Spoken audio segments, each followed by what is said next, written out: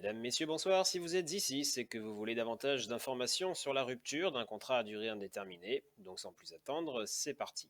Aïe, ouille, salut la compagnie. Notre postulat de départ, c'est que le contrat de travail est un contrat spécifique en droit français, pour rappel, celui par lequel un salarié s'engage à fournir à un employeur une prestation de travail sous sa subordination et en échange d'une rémunération. Et parmi les différents types de contrats de travail, le principal est le CDI, contrat à durée indéterminée, qui permet d'organiser cette relation de travail, le tout pour un temps inconnu au moment de la conclusion du contrat. Et il faut ici, en guise d'introduction, être très clair, ce qui va suivre ne concerne que le contrat à durée indéterminée. Les autres types de contrats, notamment le CDD, peuvent être rompus selon un régime juridique gouverné par d'autres règles que celles que je vais citer ici. Ceci étant dit, si l'on part du principe qu'au moment de la conclusion d'un CDI, les parties ne savent pas combien de temps celui-ci va durer, il est également certain que ce CDI n'est pas infini. Il y aura forcément, à un moment ou à un autre, une raison qui poussera les parties à mettre fin à leur relation contractuelle. Il va donc falloir envisager les cas les plus fréquents, à savoir la démission, le départ à la retraite, le licenciement, la rupture conventionnelle, et se pencher sur les conséquences de la rupture d'un contrat de travail. Mais sérieusement, je mets le doigt sur un truc quand même super intéressant là. Oui, je crois. Intéressons-nous d'abord à des cas où la personne qui décide de mettre fin au contrat est le salarié. C'est le cas dans deux hypothèses, le départ à la retraite, que l'on va étudier ensuite, mais aussi et surtout la démission. La démission s'analyse comme étant la décision prise par le salarié de mettre fin à son actuel contrat de travail, décision qu'il va imposer à son employeur. On peut ainsi parler d'un droit de résiliation unilatérale du contrat de travail. Cela peut donc être interprété comme une exception à la force obligatoire du contrat. Le salarié, bien qu'étant une partie à un contrat auquel il est lié et lui imposant des obligations, peut décider d'y mettre fin, et ce sans avoir à apporter à son employeur la moindre justification. Néanmoins, cela est soumis à différentes conditions. Conditions dont l'objectif est de protéger les intérêts de l'autre partie, l'employeur, qui se voit imposer une fin de contrat dont il n'aurait peut-être pas voulu et dont il va devoir gérer les conséquences. Trois conditions cumulatives sont donc prévues par le droit du travail. La démission doit être libre, sérieuse, claire et non équivoque. Libre tout d'abord, cela signifie qu'elle doit être le fruit de la seule volonté du salarié, qui ne doit pas avoir été forcé, contraint ou incité à le faire. La démission d'un salarié doit être une décision prise sur la seule considération d'éléments qui lui sont personnels. Sérieuse ensuite, c'est-à-dire que la décision de démissionner du salarié doit être mûrement réfléchie et non un simple geste d'humeur ou une idée lancée par-dessus la jambe. Claire et non équivoque enfin, la décision du salarié de démissionner doit être certaine et ne faire l'objet d'aucune contestation. Il doit exprimer de façon certaine que son souhait est bien de quitter son poste et son employeur. Je suis venu te dire que je m'en vais. Ces trois conditions doivent être remplies simultanément. Si l'une manque à l'appel dans une situation donnée, alors la rupture du contrat pourra être requalifiée. On notera que pour protéger l'employeur et lui laisser le temps de trouver une solution pour assurer la continuité de son entreprise, le droit impose au salarié de respecter un préavis, ce qui revient à laisser un délai pendant lequel le salarié démissionnaire continue de travailler jusqu'à la rupture effective du contrat. Les parties peuvent néanmoins s'entendre contractuellement pour que le salarié soit dispensé de ce préavis. Deuxième hypothèse de départ voulue par le salarié et imposée à l'employeur, le départ à la retraite. Passé un certain âge, un travailleur est en droit de cesser son activité professionnelle pour aller couler des jours heureux loin des tumultes du monde du travail. Ce mode de rupture concerne donc les personnes ayant atteint au moins l'âge légal de départ à la retraite, 62 ans dans le cas général. Je suis tellement vieux. Là encore, le salarié doit prévenir à l'avance son employeur et respecter un préavis. L'employeur n'a aucun moyen légal de s'opposer au départ de son salarié pour ce motif. Passons maintenant à une hypothèse autrement plus complexe, la situation dans laquelle c'est l'employeur qui va imposer la fin du contrat de travail au salarié, c'est ce qu'on appelle les licenciements. Alors souvenez-vous, le droit du travail prévoit des règles protectrices du salarié soumis à un lien de subordination envers son employeur. Certaines de ces règles encadrent donc le licenciement pour éviter qu'un employeur n'abuse de son pouvoir pour se débarrasser, à sa guise et comme bon lui semble, de ses salariés. Vous êtes viré. Non, vous êtes viré. La première de ces règles est que l'employeur doit, pour licencier, disposer d'une cause réelle et sérieuse. Par cause réelle et sérieuse, on entend une bonne raison, juridiquement valable et acceptable, de se séparer de son salarié en mettant fin à la relation contractuelle. Le caractère réel suppose que la cause doit effectivement exister et puisse être constatée. Le caractère sérieux suppose quant à lui que la raison invoquée soit de nature à légitimer une rupture de contrat malgré son aspect contraignant pour le salarié qui risque de se retrouver privé de ressources. Pour trouver une cause réelle et sérieuse, il est tout d'abord possible d'aller chercher un motif personnel au licenciement, c'est-à-dire un motif qui ne va concerner qu'un salarié précisément identifié.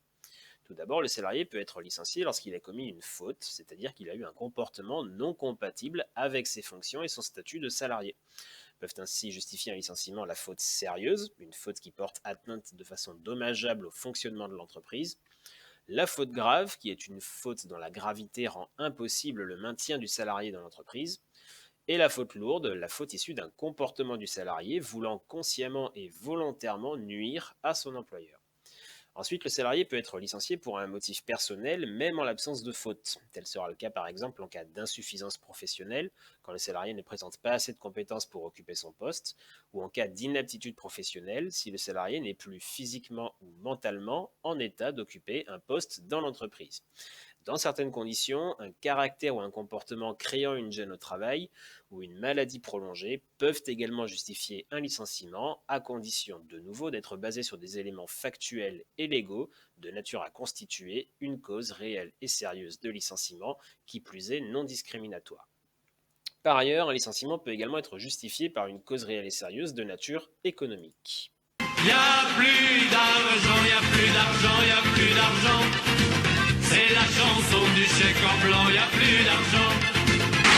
Ainsi, un employeur qui fait face à des difficultés économiques, à des mutations technologiques, à un besoin de réorganisation de l'entreprise à des fins de compétitivité, ou un employeur qui cesse son activité, dispose dans ces hypothèses d'une cause réelle et sérieuse, d'un motif économique de licenciement. On notera que dans les deux cas, le droit du travail fixe un grand nombre de règles procédurales, prévoyant notamment des entretiens préalables avec le salarié et des courriers recommandés suffisamment justifiés et motivés, règles qui vont conditionner la validité du licenciement prononcé contre le salarié. Troisième hypothèse maintenant, la rupture négociée entre les parties. Cette fois-ci, ce n'est ni le salarié ni l'employeur qui va imposer à l'autre son souhait de mettre fin au contrat, mais ce sont les deux parties qui vont s'entendre contractuellement pour y mettre fin d'un commun accord. On parle alors de rupture conventionnelle homologuée. Dans le cadre d'une procédure encadrée par la loi, les parties vont donc négocier les conditions de leur rupture pour le contrat de travail, signer une convention de rupture reprenant les termes de leur accord et notamment la date de rupture du contrat et l'indemnité de rupture conventionnelle du salarié, laisser courir un délai de rétractation de 15 jours, faire homologuer leur rupture par l'inspection du travail qui dispose à son tour de 15 jours pour ce faire, et enfin rompre le contrat au jour convenu. D'accord, faisons comme ça. En outre, depuis assez récemment, les syndicats et les organisations patronales, c'est-à-dire les partenaires sociaux, ont la possibilité, dans une entreprise, de négocier un accord de rupture conventionnelle collective. Cet accord, qui doit prévoir un nombre maximal de départs et fixer les conditions d'adhésion, les modalités de calcul, les indemnités et des mesures d'accompagnement et de reclassement des salariés, doit également être validé par l'inspection du travail. Une fois cet accord entré en vigueur, les salariés de l'entreprise peuvent individuellement faire le choix d'y adhérer et ainsi quitter l'entreprise dans les conditions prévues par l'accord. Cette rupture conventionnelle collective a pour objectif d'éviter, dans la mesure du possible, des licenciements économiques de grande envergure. Telles sont donc les principales façons de mettre fin à un CDI. Ceci étant dit, et afin d'être complet, envisageons maintenant les conséquences qui suivent la rupture d'un CDI. Premièrement, regardons les conséquences indemnitaires. Dans le cas de la démission, le salarié ne peut prétendre à aucune indemnité. Tel est également le cas lors des licenciements pour faute grave ou pour faute lourde. En revanche, dans les autres cas de licenciement, pour motif personnel ou pour motif économique, le salarié a droit à une indemnité de licenciement. La loi prévoit ainsi une formule de calcul toute simple. Le salarié a droit à un quart de mois de salaire par année d'ancienneté pour les 10 premières années d'ancienneté et, le cas échéant, à un tiers de mois de salaire par année d'ancienneté au-delà des 10 ans.